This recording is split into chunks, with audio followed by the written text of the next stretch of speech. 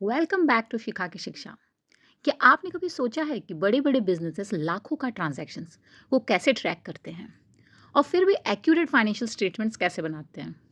इसका सीक्रेट है accounting cycle. Accounting cycle एक सिस्टमैटिक प्रोसेस है जो हर बिजनेस फॉलो करती है, चाहे वो छोटी दुकान हो या बड़ी कंपनी।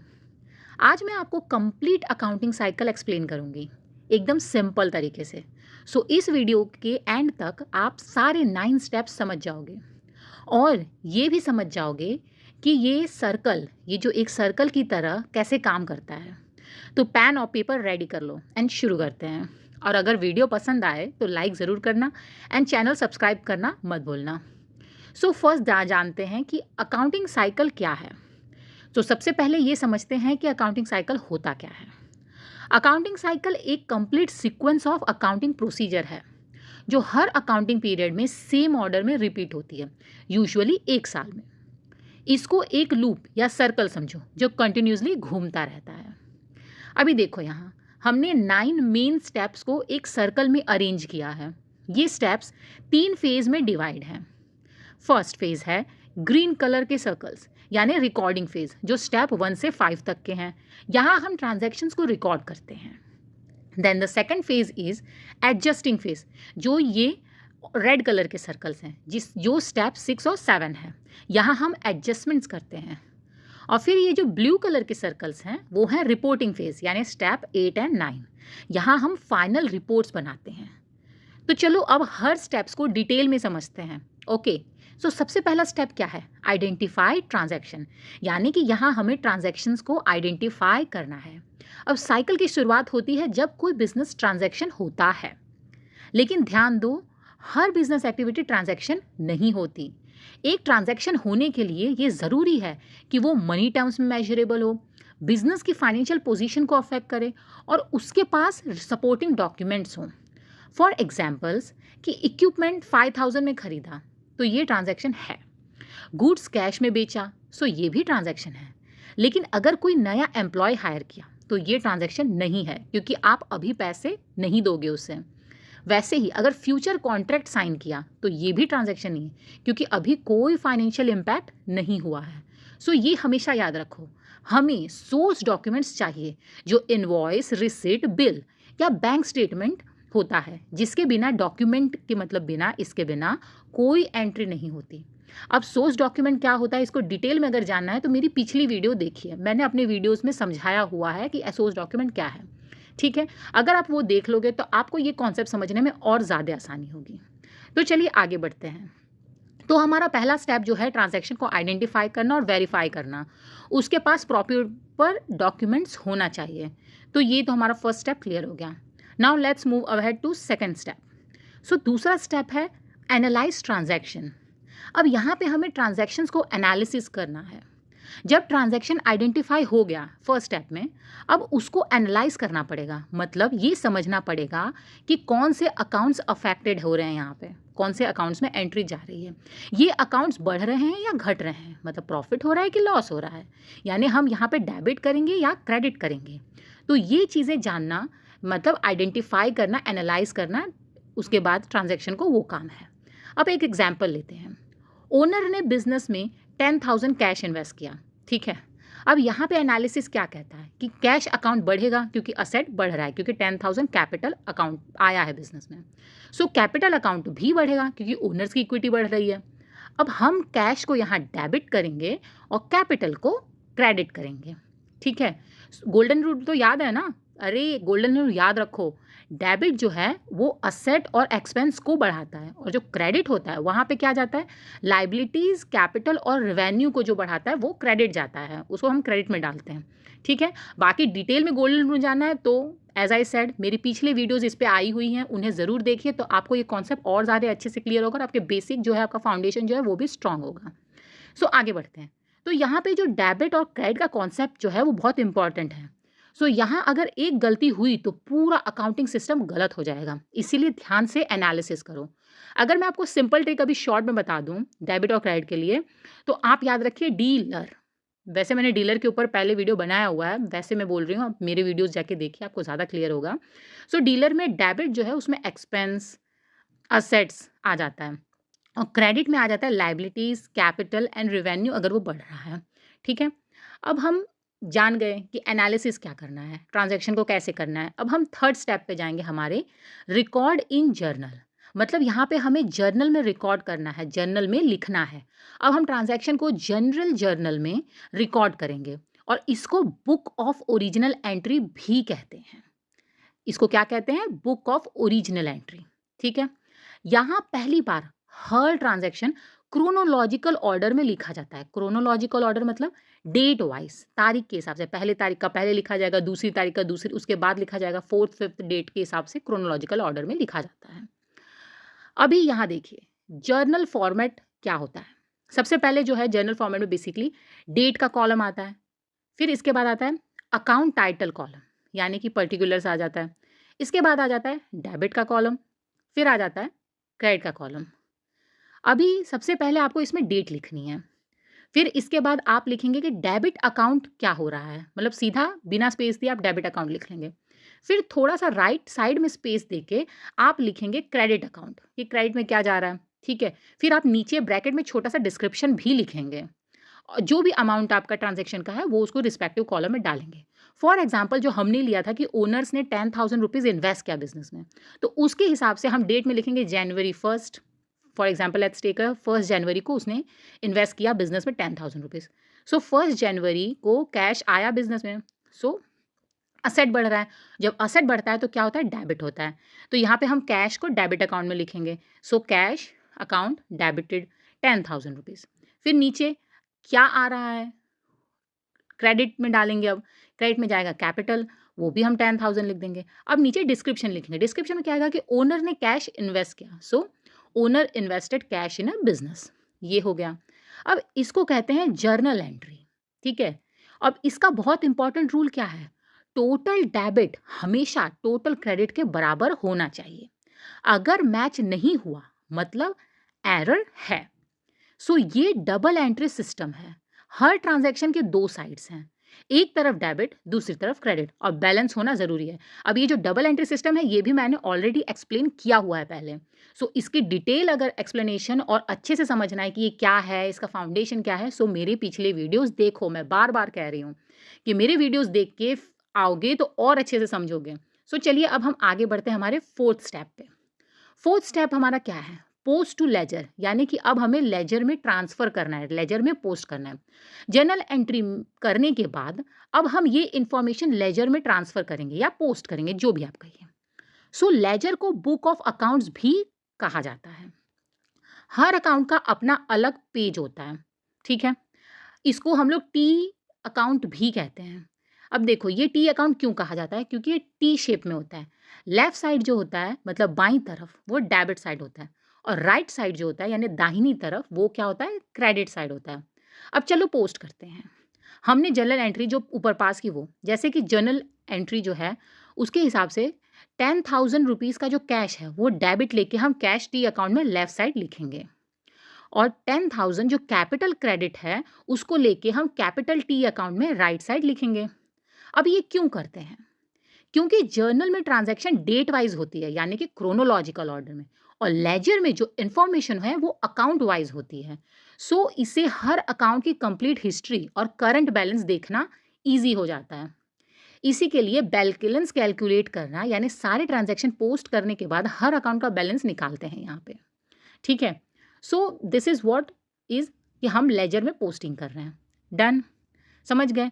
अब इसको अगर मैं एक लाइन में बोल दूँ तो जर्नल जो है वो डेट वाइज बुक होती है और लेजर जो है वो अकाउंट वाइज बुक होता है। Now let's move ahead for our 5th step, trial balance बनाना। अब ट्रायल बैलेंस में क्या है? ट्रायल बैलेंस में हम बनाएंगे एक लिस्ट जहाँ पे सभी लेजर अकाउंट्स की लिस्ट होगी, उनके डेबिट या क्रेडिट बैलेंस के साथ, जो बैलेंस वहाँ पे होता है उस अमाउंट के साथ। ये एक चेक पॉइंट है, ये वेरीफाई करने के लिए कि हमारे डेबिट्स और क्रेडिट्स मैच कर रहे हैं या नहीं। अब ट्रायल बैलेंस फॉर्मेट को अगर हम समझें तो जो सारा असेट होता है वो डेबिट बैलेंस के साथ होता है और जो सारी लाइबिलिटी अकाउंट्स होती है वो क्रेडिट बैलेंस के साथ होती है, ठीक है? सो कैपिटल जो है वो भी क्रेडिट बैलेंस के साथ होता है, रेवेन्यू जो है वो भी क्रेडिट बैलेंस के साथ होता है और एक्सपेंस वो डेबिट बैलेंस के साथ होता है। फिर हम दोनों कॉलम्स को टोटल करते हैं। अगर total debit equals to total credits है, मतलब ट्रायल बैलेंस बैलेंस्ड हो गया। ठीक है। अब हमारे एग्जाम्पल में दोनों साइड अगर देखें तो परफेक्टली बैलेंस हो रहा है, लेकिन अगर आप ध्यान दें तो इंपॉर्टेंट पॉइंट इसमें ये होता है कि बैलेंस ट्रायल बैलेंस का मतलब ये नहीं कि कोई एरर नहीं है, क्योंकि हो सकता है गलत अकाउंट में पोस्ट कर दिया हो, गलत अमाउंट दोनों साइड्स में लिख दी हो, या कोई ट्रांजैक्शन कंप्लीटली मिस हो गई हो। इसीलिए लेकिन कम से कम हमें ये पता चल गया कि हमारा डेबिट और क्रेडिट मैथमेटिकली तो इक्वल है, यानी कि जो हमारा बेसिक डबल एंट्री सिस्टम है वो सही काम कर रहा है अकाउंटिंग का। So this is the work of trial balance. Now let's move ahead for step 6, adjusting entries. अब यहाँ पे हमें एडजस्टमेंट्स बनाने हैं, मतलब एडजस्टमेंट एंट्रीज बनाना है। अब हम एडजस्टिंग फेज में ये आए हैं। सो ये एडजस्टमेंट क्यों ज़रूरी है? क्योंकि कुछ ट्रांजैक्शंस ग्रेजुअली टाइम के साथ होते हैं, या फिर हमें कुछ अमाउंट्स करेक्ट करनी पड़ती है। जैसे कि मैं बताऊं तो 4 मेन टाइप्स की एडजस्टिंग एंट्रीज होती हैं। फर्स्ट होता है अक्रूड रेवेन्यूज, मतलब यहाँ पे जो रेवेन्यू अर्न हो गया लेकिन अभी रिकॉर्ड नहीं किया गया। फॉर एग्जाम्पल इंटरेस्ट अर्न हो गया लेकिन अभी मिला नहीं है। सेकेंड होता है अक्रूड एक्सपेंसेस, मतलब एक्सपेंस हो गया लेकिन अभी रिकॉर्ड नहीं किया। अक्रूड का मतलब ये होता है कि जो चीज़ हो गई है लेकिन अभी आपने रिकॉर्ड नहीं की। फॉर एग्जाम्पल एम्प्लॉयज ने काम कर लिया लेकिन सैलरी अभी दी नहीं। थर्ड प्रीपेड एक्सपेंस, यानी कि डिफर्ड एक्सपेंसेस, अब यहाँ पे एडवांस में एक्सपेंस पे कर दिया। फॉर एग्जाम्पल पूरे साल का इंश्योरेंस पे कर दिया लेकिन सिर्फ इस महीने का रिकॉर्ड करना है, मतलब आप मंथ वाइज इसका इम्पैक्ट अपने अकाउंटिंग बुक में दोगे, लेकिन आपने पेमेंट पूरे साल की है एक बार में। वैसे ही आता है अनअर्न्ड रिवेन्यूज, मतलब डिफर्ड रिवेन्यूज, एडवांस में पैसे ले लिए, सर्विस अभी देनी है। फॉर एग्जाम्पल कस्टमर ने एडवांस पेमेंट दी, हम सिर्फ जितना काम किया उतना ही रिकॉर्ड करेंगे। ठीक है, उसने हमें फुल पेमेंट कर दिया, अगर 5 महीने का कॉन्ट्रैक्ट है तो उसे 5 महीने की पेमेंट कर दी, लेकिन हम उसको 5 महीने में डिवाइड करके इक्वली अपने अकाउंटिंग में उसका इफेक्ट देंगे कि हमने इस महीने में इतना काम करके इतना अर्न किया है। ठीक है, अभी फॉर एक रियल एग्जाम्पल देखते हैं। जैसे कि हमने जनवरी 1 को 12,000 का रेंट पूरे साल के लिए पे कर दिया। अब महीने के एंड तक एक महीना निकल गया तो एडजस्टमेंट चाहिए। फॉर एग्जाम्पल जनवरी 31 को हमने 1 जनवरी को 12,000 पूरे साल के लिए पे किया था। अब हम यहाँ एंट्री देंगे कि 31 जनवरी को, मतलब महीने के एंड में एक महीने का रेंट कितना होगा, 12,000 डिवाइड बाई 12, तो एक महीने का 1,000 रेंट आ गया। सो 31 जनवरी को जनरल एंट्री पास होगी, rent expense 1,000 to prepaid rent, account debit credit 1,000। सो और यहाँ डिस्क्रिप्शन क्या होगा कि एक महीने का रेंट रिकॉर्ड किया, रिकॉर्डेड 1 मंथ रेंट, और for the month of January rent paid. ठीक है, अब ये एडजस्टमेंट मैचिंग प्रिंसिपल फॉलो करते हैं, मतलब रिवेन्यूज को उस पीरियड के एक्सपेंस के साथ मैच करना जिन्होंने वो रिवेन्यू जनरेट किया। अब बिना एडजस्टमेंट के फाइनेंशियल स्टेटमेंट एक्यूरेट होंगे क्या? नहीं होंगे, जो हमने यहाँ पे समझ लिया। So now let's move ahead for step 7। Seventh step हमारा है एडजस्टेड ट्रायल बैलेंस, मतलब कि ट्रायल बैलेंस को तैयार करो। सारी एडजस्टिंग एंट्रीज करने के बाद अब हम एक नया ट्रायल बैलेंस बनाते हैं जिसको एडजस्टेड ट्रायल बैलेंस कहते हैं। इसमें क्या होता है, इसमें पुराने अनएडजस्टेड ट्रायल बैलेंस के सारे बैलेंसेस प्लस अभी जो एडजस्टिंग एंट्रीज की हैं वो सब, ये हम फाइनल करेक्ट बैलेंसेस देता है जो फाइनेंशियल स्टेटमेंट में आएंगे। सो फिर से चेक करते हैं कि total debit equals to total credits है कि नहीं, और फिर ये हमारे फाइनल चेक पॉइंट है फाइनेंशियल स्टेटमेंट बनाने से पहले। अगर ये बैलेंस हो गया मतलब हम तैयार हैं रिपोर्टिंग फेज के लिए। सो यहाँ तक पहुँचने में हमने बहुत मेहनत की है, ट्रांजैक्शंस आइडेंटिफाई किए, एनालाइज किया, जर्नल में लिखे, लेजर में पोस्ट किए, ट्रायल बैलेंस बनाया, एडजस्टमेंट किए। अब फाइनल रिजल्ट देखने का टाइम आ गया है। क्या देखने का टाइम आ गया? Final result. So let's move ahead to the step 8, financial statement. अब यहाँ पे हमने बनाना है फाइनेंशियल स्टेटमेंट्स। अब हम रिपोर्टिंग फेज में आए जहाँ हमारी सारी मेहनत का फल मिलता है। हम 4 मेन फाइनेंशियल स्टेटमेंट इस स्पेसिफिक ऑर्डर में बनाते हैं। जैसे पहला होता है इनकम स्टेटमेंट, यानी कि प्रॉफिट एंड लॉस स्टेटमेंट, जिसमें रेवेन्यू माइनस एक्सपेंस दिखाता है जो। हमें नेट इनकम या नेट लॉस बताता है, ठीक है, और ये बताता है कि बिजनेस ने कितना प्रॉफिट कमाया। Okay, then second, statement of owners equity यानी कि कैपिटल स्टेटमेंट। अभी यहाँ पे ओनर के कैपिटल में क्या चेंजेस हुए वो दिखता है। Beginning capital plus net income minus drawing करते हैं तो हमें क्या मिल जाता है, एंडिंग कैपिटल। अब यहाँ पे ध्यान दीजिए कि नेट इनकम जो यहाँ है वो इनकम स्टेटमेंट से आता है जी, जो यहाँ फॉर्मूला में नेट इनकम है वो इनकम स्टेटमेंट से आता है। ओके, अब हम जाते हैं थर्ड यानी हमारे बैलेंस शीट पे, जिसको हम कहते हैं स्टेटमेंट ऑफ फाइनेंशियल पोजीशन। अब नाम से ही क्लियर हो गया कि बिजनेस की फाइनेंशियल पोजीशन एक पर्टिकुलर डेट को दिखाता है कि इस डेट पे बैलेंस शीट एज ऑन जो हम लिखते हैं उस डेट पे फाइनेंशियल पोजीशन बिजनेस की क्या है। इसका फॉर्मूला बहुत सिंपल है, asset equals to liabilities plus equity.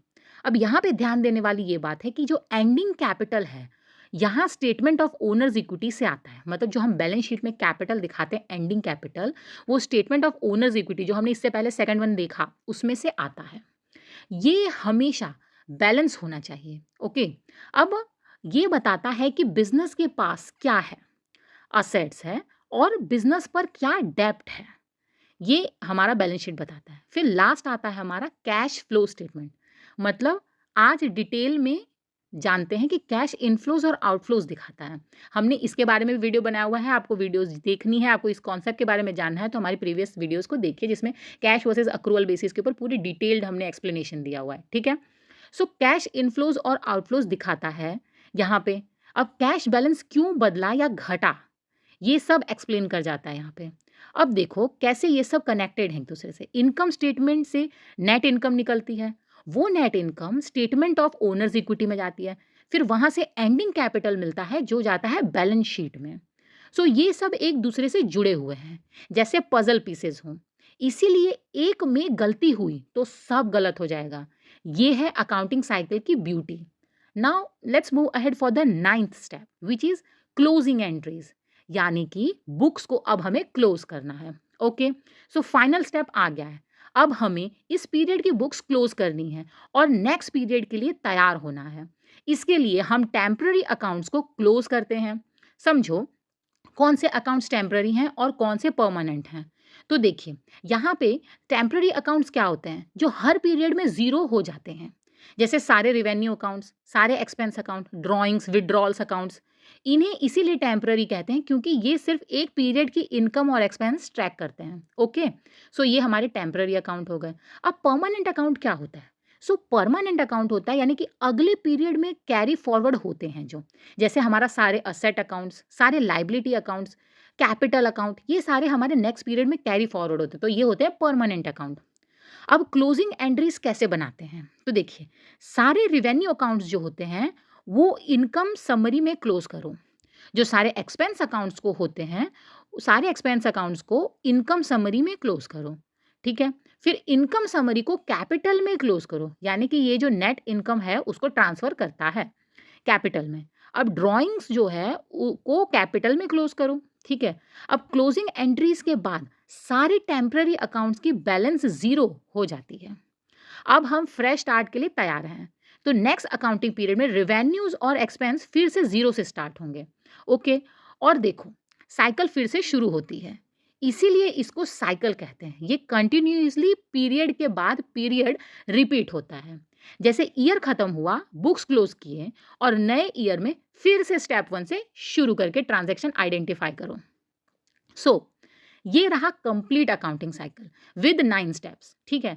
अब चलो एक बार क्विक रिकैप कर लेते हैं कि आप ना भूलो इसको। सो सबसे पहले मैंने जो बताया था हमारा ग्रीन सर्कल यानी कि जो रिकॉर्डिंग फेज है उसमें क्या आता है, फर्स्ट ट्रांजैक्शन आइडेंटिफाई करो, सेकंड ट्रांजैक्शन एनालाइज करो, थर्ड जर्नल में रिकॉर्ड करो, फोर्थ लेजर में पोस्ट करो, फिफ्थ ट्रायल बैलेंस बनाओ। नाउ द एडजस्टिंग फेज यानी कि जो हमारा ग्रीन कलर का सर्कल था, यानी कि एडजस्टिंग एंट्रीज बनाओ, फिर उसमें एडजस्टेड ट्रायल बैलेंस बनाओ। फिर हमारा आता है रिपोर्टिंग फेज यानी कि जो हमारा ब्लू कलर का सर्कल था, फाइनेंशियल स्टेटमेंट्स बनाओ, क्लोजिंग एंट्रीज बनाओ। सो ये साइकिल जो अकाउंटिंग की बैकबोन है, अगर आपने ये मास्टर कर लिया ना तो आपने फाइनेंशियल अकाउंटिंग की फाउंडेशन अपनी मजबूत कर ली है, ठीक है। अब अगर आपको ये वीडियो हेल्पफुल लगा हो तो लाइक बटन ज़रूर दबाओ, चैनल को सब्सक्राइब करो, नोटिफिकेशन बेल ओपन कर लो ताकि ये नए वीडियोस मिस ना हो आपसे। और अपने डाउट्स कमेंट में ज़रूर पूछो, मैं हर कमेंट पढ़ती हूँ और मैं उनका रिप्लाई ज़रूर दूंगी। ठीक है। और इनके बारे में आपको अगर डिटेल्ड मतलब पीडीएफ चाहिए जो भी मैंने आपको पढ़ाया, तो उसके लिए भी मुझे कमेंट करिए। तो मैं बहुत जल्द टेलीग्राम चैनल अपना खोलने का सोच रही हूँ, तो मैं वहाँ पे सारे न्यू थ्योरी वहाँ पे अपडेट करती रहूँगी, इनके पीडीएफ वहाँ पे डालती रहूँगी। ठीक है। अब अगली वीडियो में मिलेंगे एक नए टॉपिक के साथ, तब तक के लिए keep learning keep growing. Thank you for watching.